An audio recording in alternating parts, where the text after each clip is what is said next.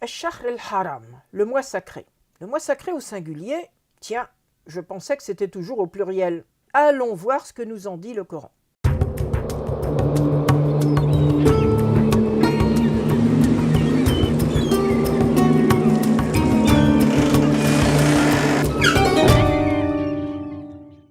Il est question effectivement, mais à une seule reprise, des mois sacrés au pluriel dans 9.5, que nous avons déjà vu dans la vidéo El-Ashhur El-Hurum. Mais en regardant le corpus coranique lié au mot shahr, le mois, on s'aperçoit qu'en dehors du passage que nous avons cité, c'est la forme au singulier, Ash-Shahr El-Haram, qui est constamment employée.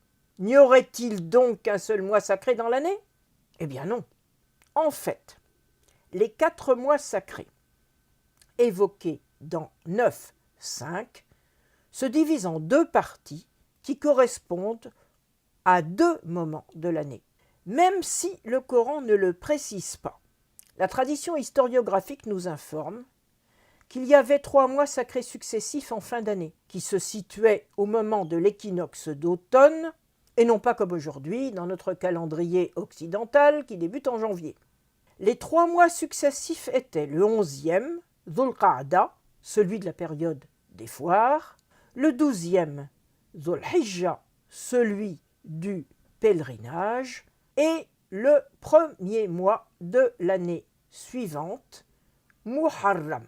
Quand il est question du mois sacré au singulier, on se trouve à un autre moment de l'année, qui était celui de l'équinoxe de printemps, avant que le mois supplémentaire du Nassi, dont nous avons déjà parlé, et qui stabilisait les saisons, ne soit supprimé. Ce mois sacré, isolé des autres, était le 7e de l'année, celui de Rajab. On sera surpris de constater que le rituel du pèlerinage mécois est lié presque toujours dans le Coran à ce mois au singulier et non pas aux 3 autres mois dont nous venons de parler. C'est le cas, par exemple, dans le passage de 5.97 où il est dit qu'Allah a placé la Kaaba, la demeure sacrée, comme lieu de station pour les hommes et le mois sacré, ajoutant que le sacrifice dont nous parlerons dans une prochaine vidéo aura lieu durant ce mois sacré au singulier.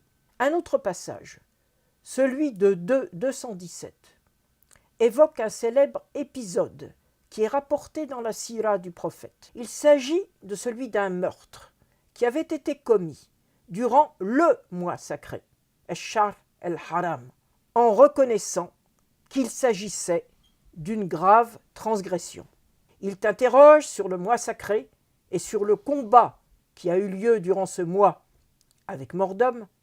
Réponds-leur, combattre durant ce mois est chose grave. Il s'agit de l'épisode dit de Nakhla, qui aurait pu avoir de graves conséquences politiques pour Mohammed, alors réfugié à Médine, car le meurtrier était un de ses partisans. Mais la victoire inespérée de Badr, évoquée dans 3.123, Allah vous a porté secours à Badr alors que vous étiez en mauvaise posture, a mis fin à la polémique. Ces différents éléments ne peuvent que nous amener à conclure qu'il y a eu sans doute pendant la période prophétique un pèlerinage de printemps qui était spécifique aux Mécois dans l'enceinte de leur cité et un autre pèlerinage, extérieur cette fois, qui était lié au site de Arafat, évoqué une seule fois dans 2.198, lorsque vous dévalez de Arafat. On doit en conclure que le pèlerinage actuel est le résultat de la mise en commun de 2 rituels initialement séparés, qui a eu pour but de réunir les citadins mécois et les hommes des tribus extérieures.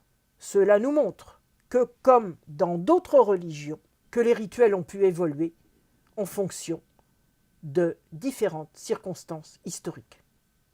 À très bientôt.